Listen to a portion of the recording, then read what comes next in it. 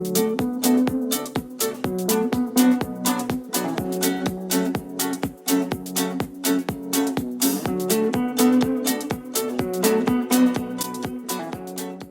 arquitetura modernista surge como um grito dos novos arquitetos, os quais sonham com o desprendimento dos clássicos e regrados estilos arquitetônicos do século XIX. Diante da tecnologia proveniente da Revolução Industrial e do caos e da destruição gerados pela Primeira Guerra Mundial, há uma oportunidade para a revolução da arquitetura. Com princípios de a arte segue a forma e o título de o estilo da funcionalidade, o modernismo nasce na derrotada Alemanha com o intuito de valorizar a construção pela sua funcionalidade e não pela sua ornamentação, tornando-se assim o estilo internacional da arquitetura. Considerada a primeira escola de artes e arquitetura modernista, a Escola de Artes Bauhaus foi fundada em 1º de abril de 1909. Formou e ensinou em seus corredores a arte da funcionalidade nas edificações, a qual foi não apenas fundada, mas também comandada pelo arquiteto Walter Gropius, que nasceu em Berlim, na Alemanha, no dia 18 de maio de 1883 e faleceu em Boston, nos Estados Unidos, em 5 de julho de 1969, aos seus 86 anos. Dizem que o talento para arquitetura foi herdado de sua família, já nasceu em seu sangue.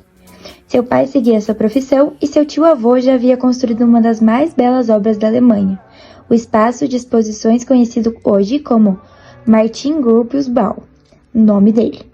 Cursou sua faculdade em Munique e em Berlim durante os anos de 1903 e 1907, e de 1908 a 1910 trabalhou como assistente de Peter Burns, arquiteto pronunciador do modernismo. Em 1910, o mesmo ano em que finalizou seus estudos, Walter abriu seu escritório de arquitetura.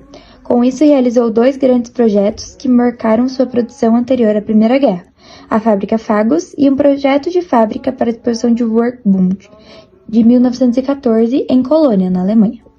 Após a Primeira Guerra Mundial, voltou como oficial altamente ponderado e participou do chamado Grupo de Novembro, e nesse contexto de mudança, nasceu a Bauhaus. Possuía os olhos voltados para a estética, os valores sociais e políticos, e como base possuía a reintegração das artes do artesanato. Entre os fundamentos de destaque foi a exigência de que o arquiteto e o designer passassem por um treinamento prático para se familiarizar com processos. Dentre as características havia o uso de materiais modernos, a presença das cores primárias, a funcionalidade da arte, o destaque das superfícies lisas e a prevalência de formas geométricas.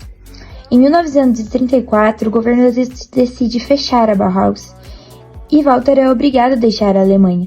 De início, ele vai para a Inglaterra e em 1937 ele recebe um convite para lecionar na Escola de Arquitetura da Universidade de Harvard, nos Estados Unidos. No ano seguinte, ele torna-se diretor do departamento até 1952. Foi nesse período que Walter realizou a maior parte de sua obra e seus melhores trabalhos, entre eles o Harvard Graduate Center. Já do outro lado da moeda, temos um arquiteto que, apesar de estar no mesmo continente, viveu uma outra realidade, a de estar do lado dos vencedores da guerra. Porém, sua visão do mundo não era tão diferente da dos derrotados. O caos e a destruição também o atingiu. Le Corbusier, arquiteto francês, fez viagens por toda a Europa, inclusive na própria Alemanha, onde teve contato com as grandes mentes do Bauhaus e concretizou sua influência no modernismo ao ser um dos criadores do Congresso Internacional da Arquitetura Moderna. O artista Le Corbusier, pseudônimo de Charles Edward Jeanneret Brice, nasceu em 6 de outubro de 1887, na Suíça, e faleceu aos 77 anos na França. Ele não chegou a ter uma educação formal em arquitetura.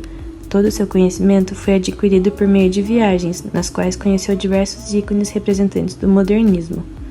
Le Corbusier foi conhecido por criar 5 pontos da arquitetura moderna.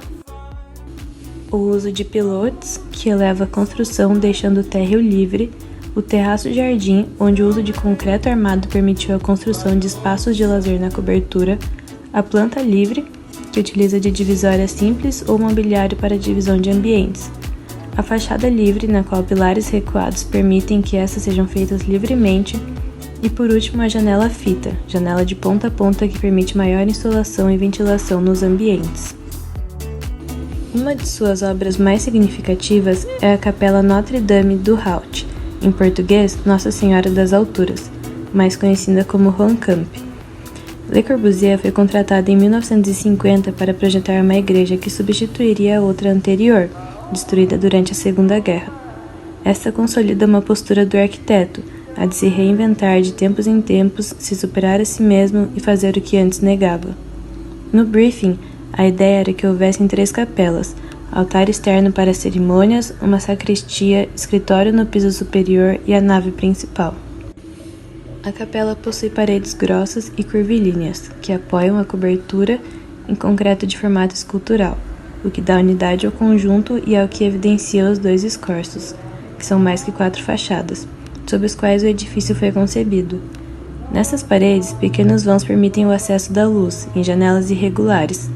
O edifício é configurado por 4 muros bem definidos em planta, que conformam suas 4 fachadas e representam os 4 pontos cardeais. Agora, do outro lado do oceano, temos uma arquiteta que teve seu escritório bombardeado durante a Segunda Guerra Mundial na Europa e veio para o nosso país, o Brasil, onde encontrou uma terra regada pelas mensagens da Semana de Arte Moderna, a qual ocorreu décadas antes dela vir, de modo a se encontrar e se sentir abraçada ao juntar a cultura popular brasileira com seu conhecimento do modernismo, tornando-se um dos nomes principais da arquitetura brasileira do século XX.